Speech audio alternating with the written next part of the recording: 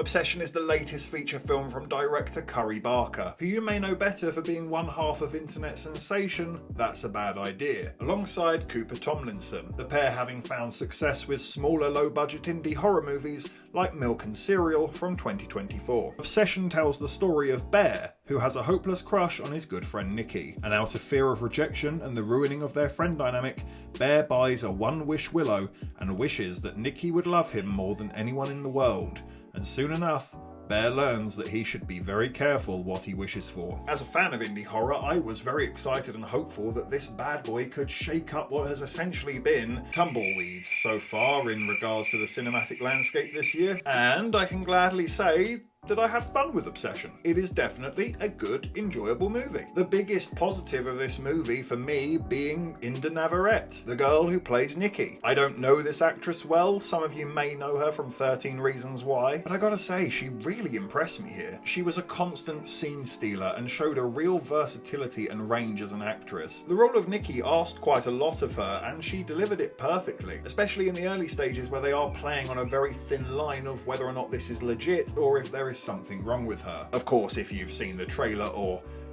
any movie ever, yes, you already know. But it is still played well. There is enough shadow of doubt in her performance that's equally aided by simple but effective camera work, keeping her completely in the shadows or having the light dancing off of her eyes. The sound design too. There's one part where Nikki runs off randomly to the kitchen that is out of sight and she starts aggressively chopping something. That alone was so unsettling. It's refreshing to see a director who understands that the audience's imagination can make it way worse than whatever you decided to show them. Her movements are erratic, unnerving, explosive, and honestly, I could have watched her do her thing for another hour. I have very high hopes for this young lady's future.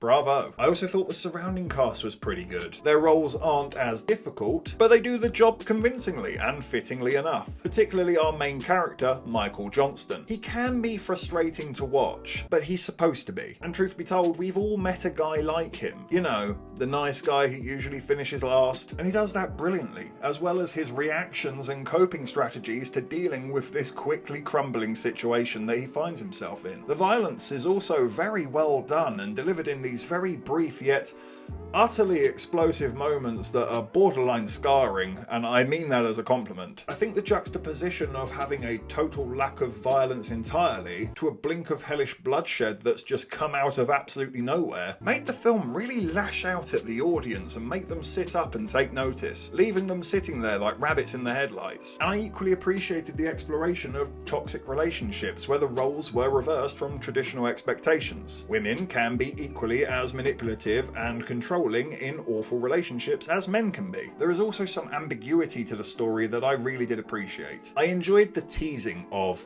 what exactly this wish system is, how it works, where it came from, and I'm glad it is just teased. The film could have easily got wrapped up in explaining itself and justifying these magical elements when it really doesn't need to. The teases gave you just enough of an idea for your imagination to once again fill in those blanks. So far, so good, and as much as I've sung Obsession's praises, I bet a fair few of you are already waiting for the anvil to drop. And you'd be right, because unfortunately, I just wanted so much more. For all of the great aspects that this movie offers, I just don't feel it goes far enough. I felt myself constantly waiting for something deeper at play, some nuance to take away and mull over. It's such a messy topic that the film has decided to explore, and unfortunately Obsession only ever keeps it at a very predictable and frankly repetitive surface level. She's acting crazy. No, it's fine, because I'm getting what I want. She's acting even crazier. No, it's fine, don't worry about it. Are you sure? Because she's acting really crazy now. Like, come on, this could have developed a lot quicker and in turn achieved an awful lot more. By the end, the movie sadly just feels like another modern horror movie. Lots of creepy smiles and teenage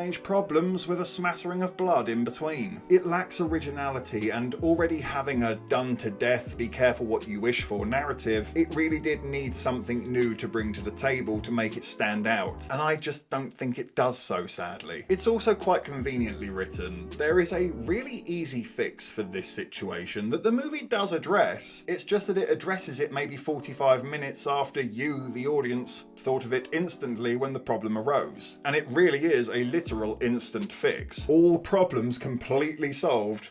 Like that. And convenient writing just stops it from happening. The only thing that gets in the way is the character's own idiocy. And if this system really does work in such a simple, exploitable fashion, then why aren't people absolutely exploiting this to the high heavens? I would. It just hasn't been fully thought out, and a little deeper care could have really amplified this by quite some margin. By the end, I felt a little underwhelmed, but mostly disappointed. Obsession is a frustrating film because there is definitely something there. It just never tries to be more than your average and frankly quite forgettable modern horror movie. It's a Ferrari being driven at 20 miles an hour in school traffic. There's no reason why this shouldn't be balls to the wall, frantic carnage, leaving my heart bursting out of my chest as I try and catch my breath and process what the hell I just watched. Spending the following days piecing together all these little details and seeing the bigger picture that's really complicated and caringly written, full of nuance and deeper meaning. But it's just not there. Now, I must stress, I did enjoy this film. It is a good movie that you can definitely have fun with, but I personally think this feels like a missed opportunity, and I struggle to see the lasting power of this film. It really could have been something special, and instead, it's just good. And I'm going to give Obsession a 7 out of 10. Thank you for watching this video. Please make sure you hit that like button, hit the subscribe button, help a ginger out, it's your good deed for the day, and get yourself down into the comment section as well. Have you seen Obsession? What did you think about it? And if you haven't had enough of this crazy ginger, you can always get yourself lost in an IMO wormhole with these suggested videos right here. But if not, take care, and I look forward to seeing you on the next review.